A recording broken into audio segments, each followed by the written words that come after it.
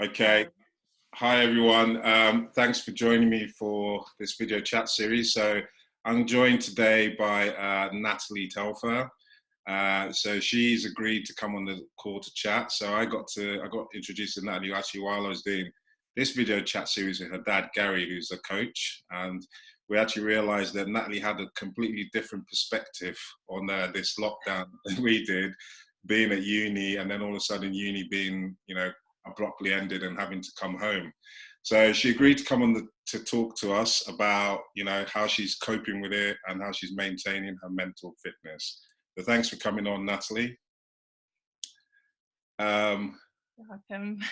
Okay, so Natalie, I'm going to start off with the first question is, so first of all, when I say mental fitness, what does that mean to you? What does mental fitness mean? If I was looking at this from just like kind of broadly and generally, mental fitness is probably looking at whether like your health is in check, but also your well-being. But it could also mean as well, like, are you mentally motivated to actually get up and do work, but also like, are you being surrounded by things that motivate you? So that type of thing. So keeping your brain kind of in check as well as like your body. So mentally, basically. Okay, so the next question I'm going to ask is, because I actually realized as I was talking to your dad during the chat and we were being really positive and this is a challenge, I didn't actually think about if I was still at university and then all of a sudden my university got cut short and then all of a sudden I'm back home, how that would impact me. So how are you coping with all of a sudden being back home and no more uni?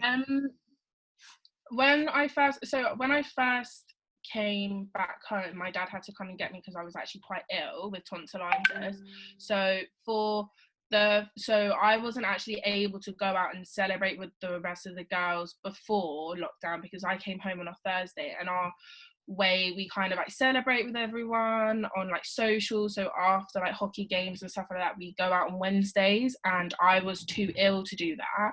And so I couldn't actually celebrate and kind of have closure in a way of like saying bye to everyone, because the girls I live with now I will not be seeing in September because most of them are on placement like myself, but also I won't actually be living with them anymore because they're going to have other people to live with. So to have my whole uni completely stop is actually quite, not, I wouldn't go as extreme as traumatic, but it's shocking because obviously I'm second year, so I know how uni was kind of meant to go, because May was meant to be our big kind of sporting month. We had still one more game.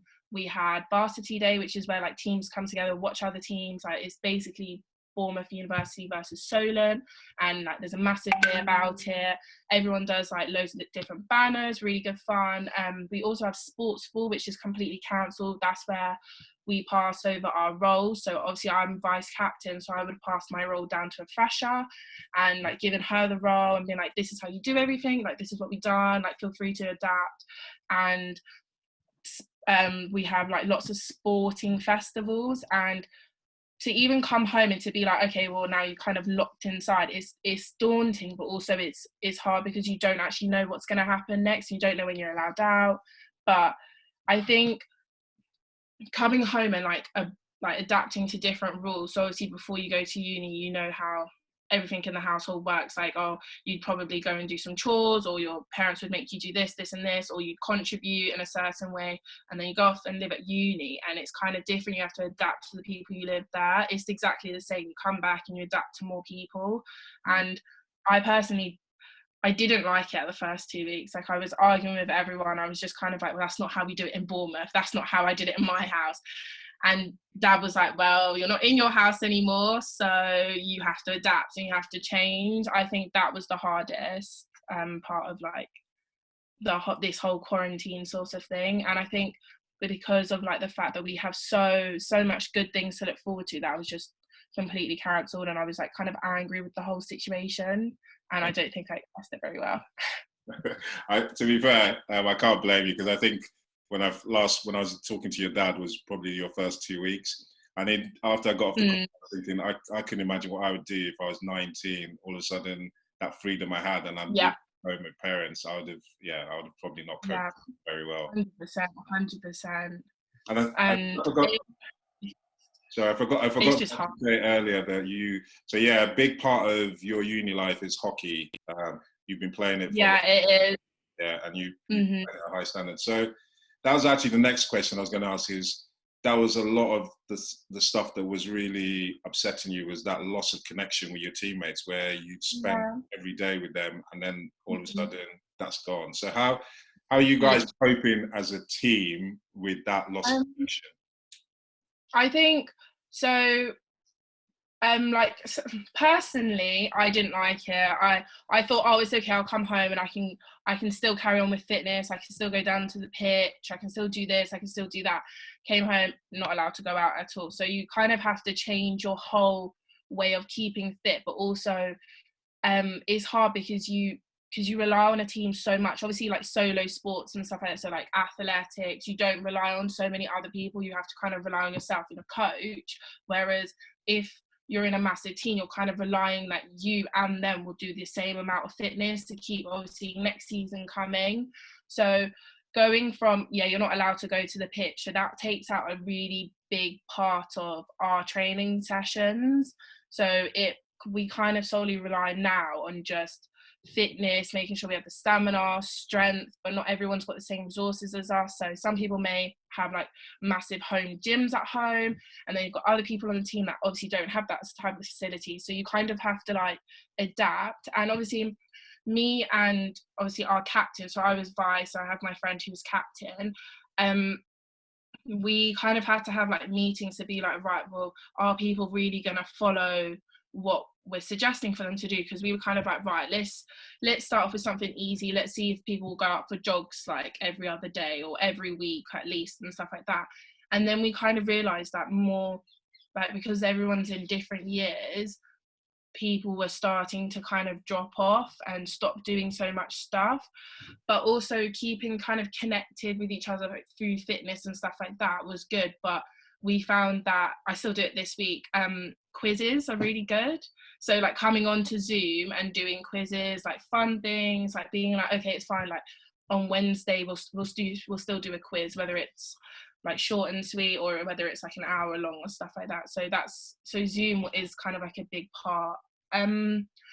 I think also like with my house as well, like keeping connected is a lot of social media, a lot of messaging, like being like, is everyone okay? Just kind of like regular checkups like you would do on like a friend if they were ill or something. I think being inside can be mentally draining for quite a few people, and I don't think many people actually realize how claustrophobic it can be being inside a house like that you may not want to be in, or actually being like not able to go out all the time and do the things that you used to do. It's such a drastic change for people, Yeah. like initially.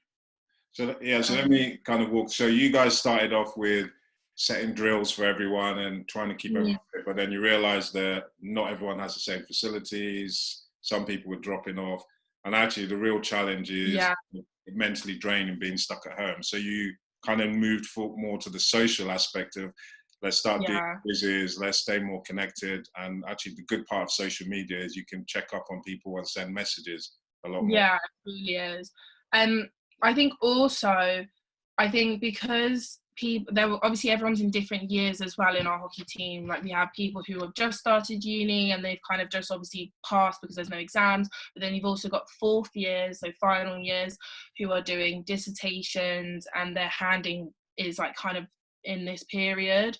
So obviously we kind of had to adapt to like who would do what and when they would do it. So a lot of like the final year girls weren't obviously doing as much as like maybe our second years and first year students or third years, because obviously it's a big year for them, but also be making sure that they kind of will join in something in the evening, because obviously not everyone studies all day. So in the evening it was kind of easier for them to like get involved a little bit more, rather than taking like maybe an hour or two out of the day to like do these massive drills that they're not gonna obviously come back and play with us in like the next season. So it was easier for us to do that, I Okay. think.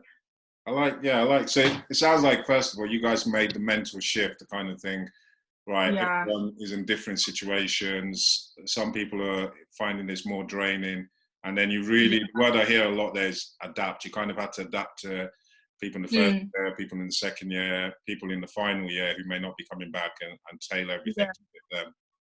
100%. We've also got social members. So in hockey altogether, we do have a lot of, so we have our two teams, and then we have people who obviously don't play hockey but want to be a part of a team. So we call them our social members. And obviously they never went training with us, and like the hockey games, they would come and like watch us at home. But having a social kind of side of quarantine for them is like keeping them involved in our like whole team efforts in a way, because obviously when back obviously in Bournemouth, when normally what we would do is we'd have pasta nights, or we'd have like, oh, come over before the social, everyone gets ready together, or seniors and freshers do something separately, or dinners and stuff like that. That's the way we would kind of keep them involved. So we kind of had to adapt it in quarantine as well, because obviously if we thought, oh, we're only going to do everything fitness, that means social members probably won't want to join in that because they're not used to doing that. So we thought we're going to have to just do some quizzes, or like we did the toilet roll challenge. I don't know if you've heard of that. No. And it's I've got the video so I can send that to you if you like. It's basically just where you get toilet roll and you like find that we used hockey sticks, and you just kind of bat it along, and then it like makes like a massive like video, and it looks quite fun. It looks like everyone's like in a garden next to each other batting along this toilet roll. Oh, okay. So they got involved in that. You didn't have to have a hockey stick, but it was like nice, like they could kind of like improvise with what they wanted to use. And that was kind of like a way for our whole sporting side to get involved, because we challenged lacrosse to do it, and then we challenged netball, and they got involved, rugby, all of them, and it was actually really quite good, like interesting to see just everyone do something together in Bournemouth. That sounds amazing. So all the teams were doing it. Is it the one where I saw this where you have the Zoom videos and then someone will like you? So I saw someone passing a pen, and then yeah, it's like that, yeah. That's very cool. Yeah, it's like them. But we do it with toilet roll, and then we've got like bloopers as well. Everyone like, I hit our toilet roll into next door neighbour's garden, and I had to go and get it. Yeah. Like you can hear in the background my mum screaming, "Nat, you need to go and get it," sort of thing. So that was quite good. Like it's just kind of like nice to have like challenges to do. I don't know if you've heard of the app called TikTok. I haven't. Yeah, I haven't used it. So the netball girls did this thing where they would challenge us to do things every day. So there was a certain dance that we would do, and then the whole of Bournemouth would video, like the whole of Bournemouth hockey would video ourselves individually doing this dance, and then we put it together and send it to them and be like, oh, haha, we beat you on your challenge, or stuff like that, kind of keeping everyone kind of like busy in like different ways, but also staying at home. So that type of thing. I love that. So actually, you guys are now getting more involved than you would do with other teams like the netball and the rugby and football. Yeah, I think creating competition through this. Yeah, 100%. Our men's side of it, because obviously we've got women's hockey and we've got men's hockey as well. I know that the boys have done FIFA competitions. So I don't know what it's called. You know, when like the men sit down and they pick out names from like a bowl, and they're like, oh, this team's gonna play this team. Yeah. They done that with names, and like, oh, Bob's gonna play Aiden at FIFA, and they have this team versus this team. So like they've done that type of thing to keep the boys interested, like just in case obviously they don't want to do dancing sort of thing. So it was kind of like a thing for everyone. Really everyone kind of got involved. Okay. So it's good to see you guys have been really creative in keeping morale up. The question I wanted to ask is like, so training wise, because obviously I think you touched on some people can't go out, some people may have a gym, but there's limited stuff you can do. So what kind of, are you guys focusing on, say, the softer skills, the mental skills that you couldn't focus on when you couldn't focus on, but you didn't used to focus on as much now in this lockdown period? What would be like the mental skills? What do you mean by that? I don't know, more like concentration. There's something called using imagery to kind of think about plays and different plays and how you would react during the competition. Oh, so more sensory type of like. I think personally, because so we've had like a massive committee change, because we're deciding who we want as next year's committee. I think all the kind of sporting like tactics and stuff like that, I think it's not as much, obviously, because hockey's quite visual, and also hockey does take a lot of it's quite hard to train for hockey when you're not at an Astro pitch, because Okay. obviously like having, I don't know, having AstroTurf is obviously what we play on. Having grass is very hard, but I think I don't think we've been keeping up with kind of that type of side of things. Okay. um, I'm trying to think of examples. I guess I think it's because, mainly because we're in so much of the unknown. I think it's kind of hard to predict what we're going to need and like who we're going to have for pre-season, because obviously a lot of the girls are going on placement, including myself.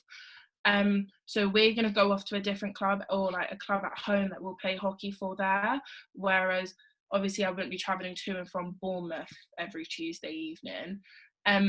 It's kind of hard to sit down and be like, oh, this is what we're thinking of for next year, this is the kind of tactics, or this would be quite good, this would be quite good.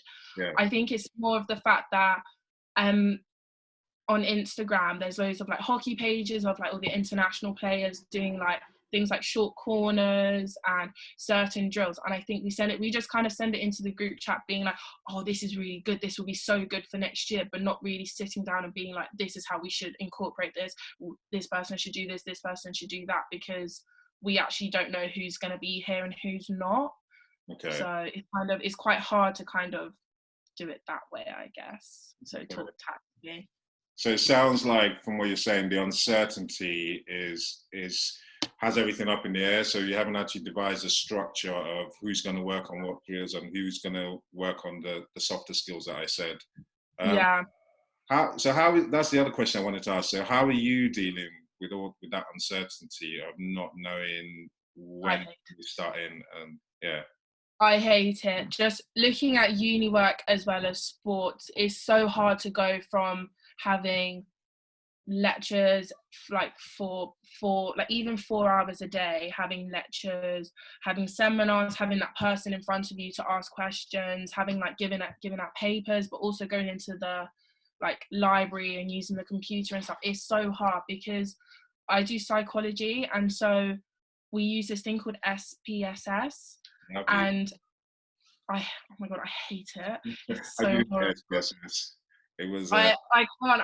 I honestly, once I get into it, I can understand it. But it's kind of having that person. Normally, we'd have workshops every week, teaching us new things, being like, okay, if you do this, this is what this happened, and that's completely stopped.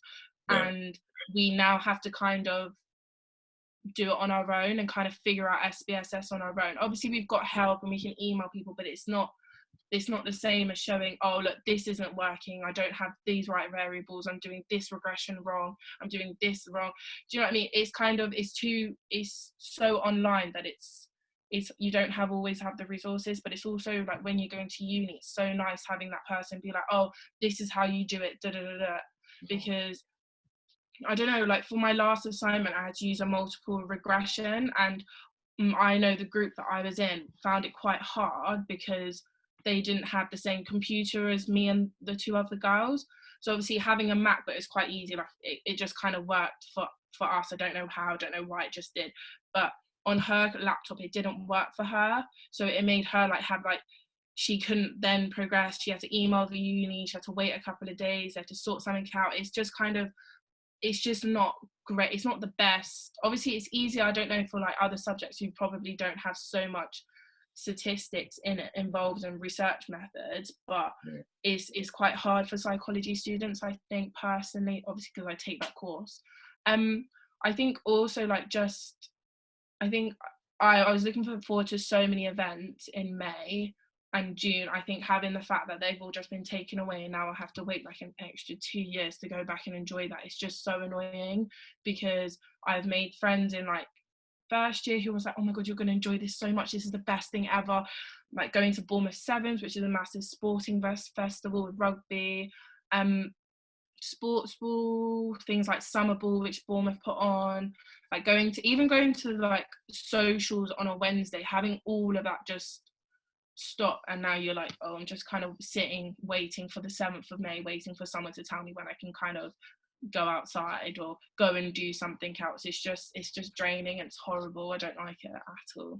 And going from seeing your friends 6 days a week to nothing is just kind of like, oh, okay, thanks. And I feel like people, because I was explaining this to my friend who doesn't do sports and who doesn't have the same experience as uni as me. Like, she goes to uni and she has her course mates, which is us, and that's it. She doesn't have like other like hobbies in a sense.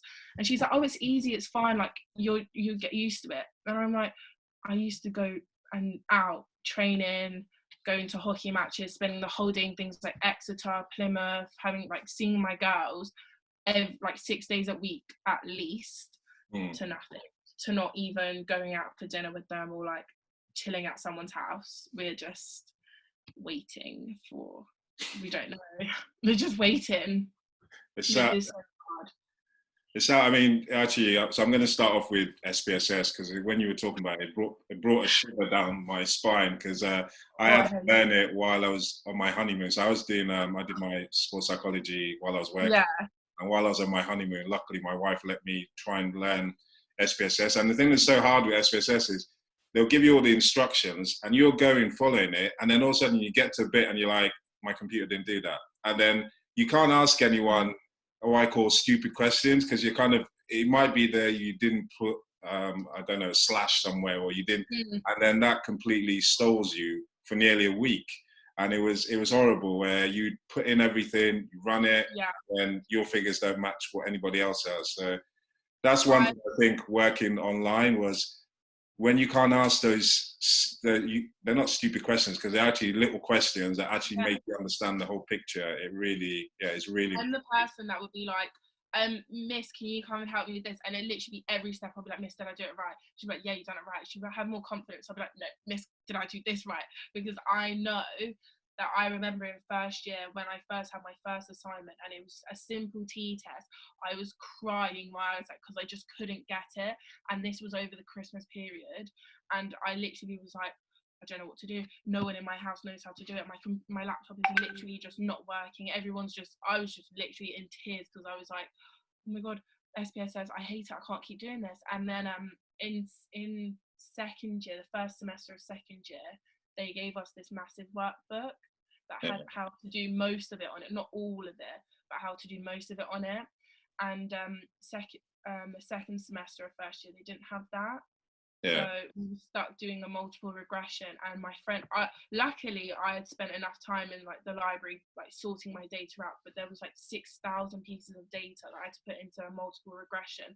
And it was just like, I'm so glad I'd done it before this whole quarantine thing, because my friends were phoning me up going, I don't know what to do, the scatter graph looks wrong, I don't know how did you get this?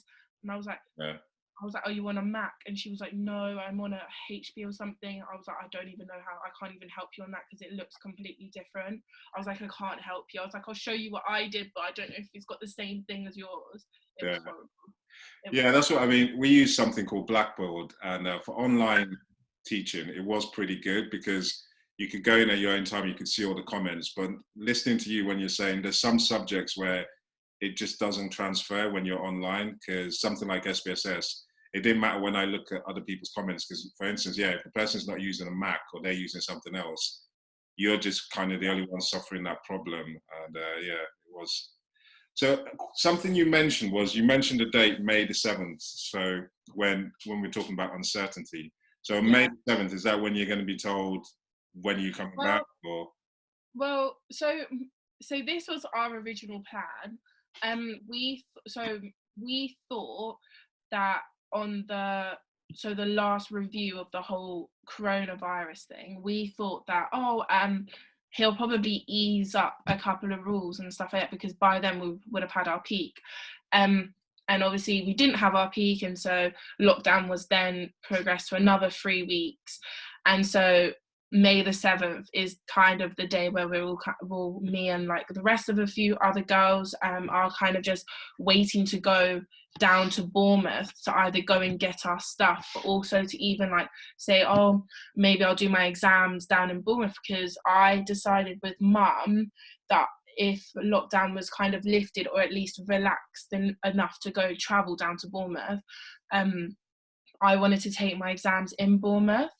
Okay. Because it's become open book and I would have a house to myself and I'd be able to sit down and kind of do my exams in the house on my own, get them sorted, and then come back either in June or something. So I'd go down and stay in Bournemouth for a couple of weeks, but that's only if lockdown was lifted or at least relaxed enough to go down there, sort of thing, without getting in trouble.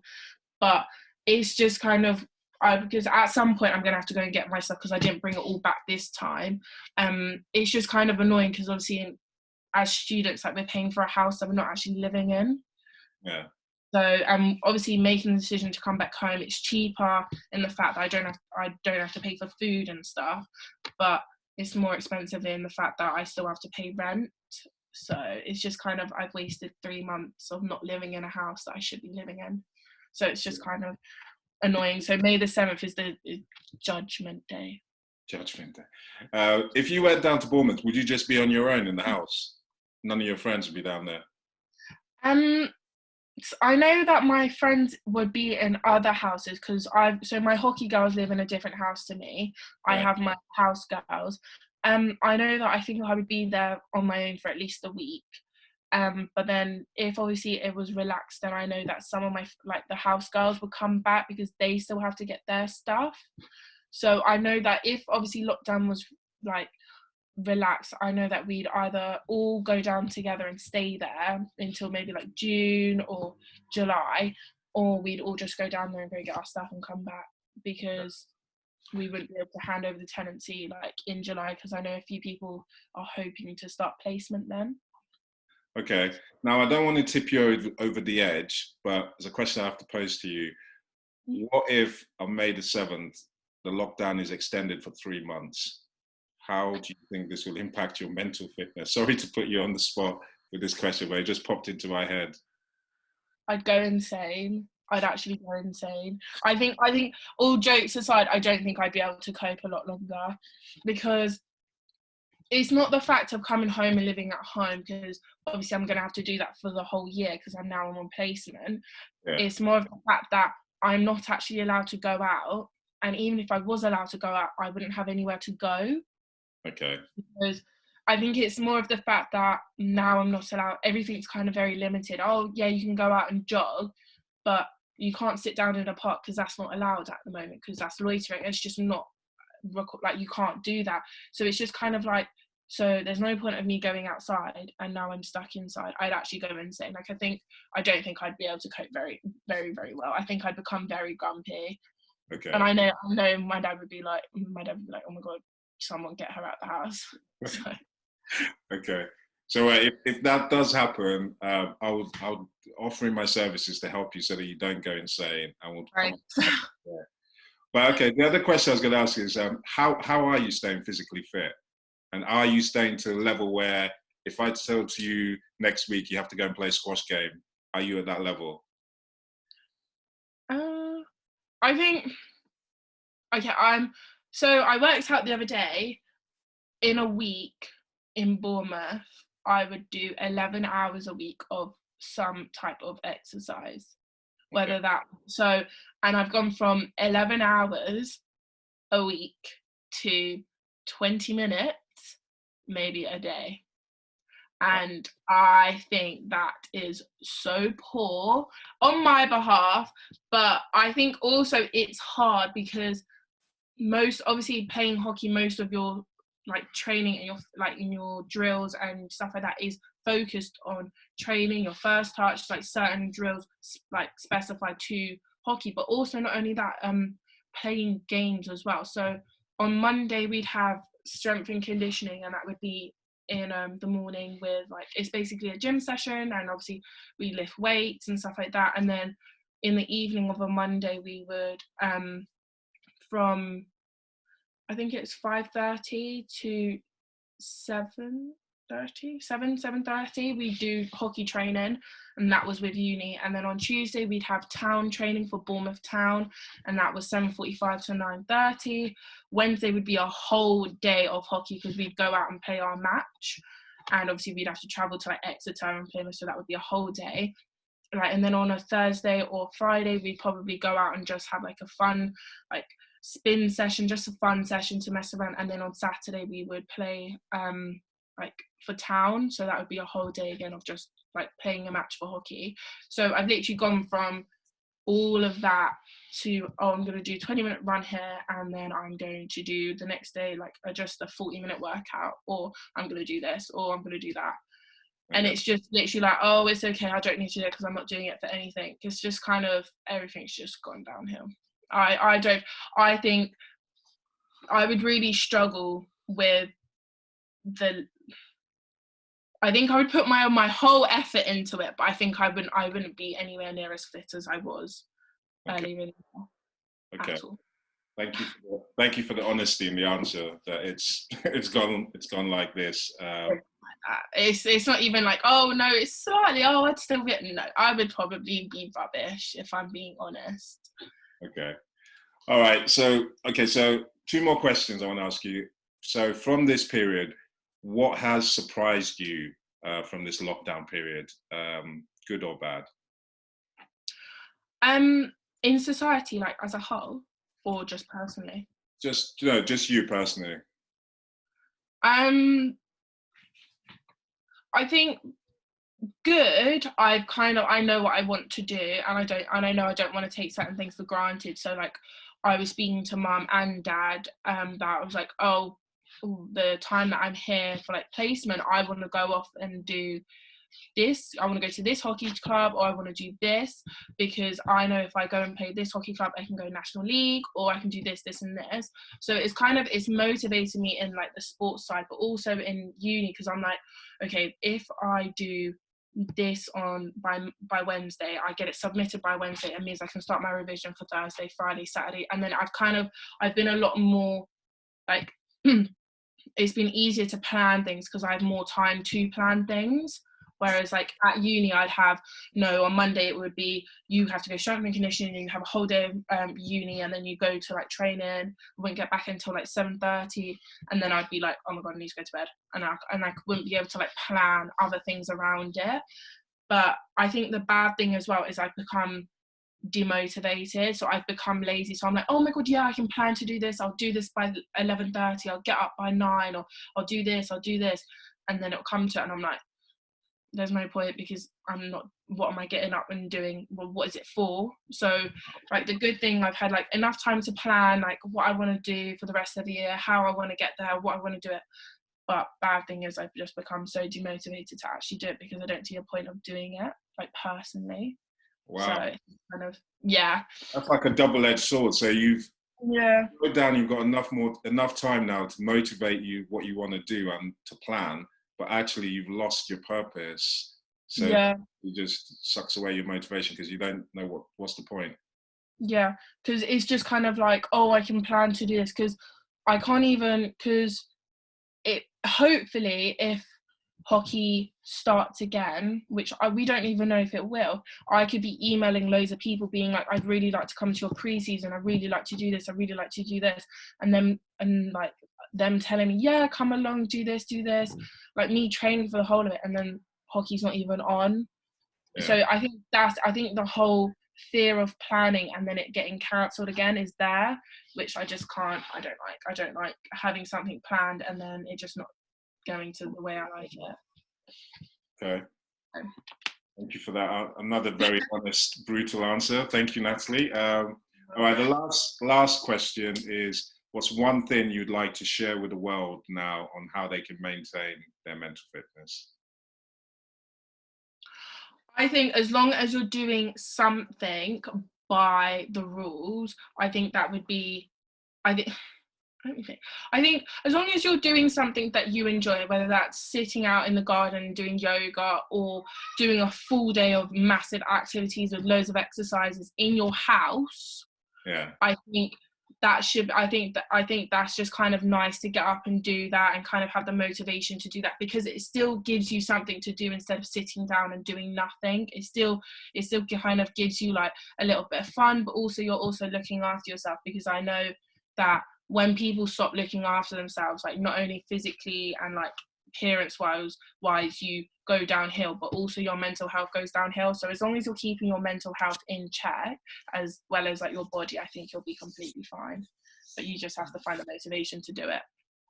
Okay. Thank you for that answer. So just doing something, even a little bit, just to kind of keep yourself in check.